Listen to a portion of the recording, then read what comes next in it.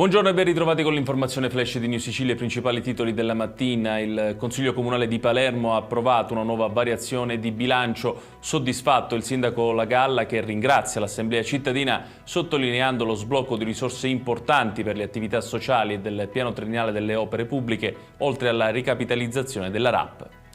Passiamo alla questione siccità. Il sindaco di Caltanissetta ha annunciato come dopo un incontro con la cabina di regia regionale si sia deciso di riaprire temporaneamente la diga Ancipa per garantire l'approvvigionamento idrico alla città e nel vicino comune di San Cataldo. Rimaniamo su questo tema perché la decisione di riaprire l'Ancipa per Caltanissetta ha fatto letteralmente infuriare i sindaci dei comuni dell'Ennese che dipendono esclusivamente dalla diga. Parliamo di Troina, Nicosia, Sperlinga, Gagliano Castelferrato e Cerami. Per protestare hanno deciso di occupare la diga.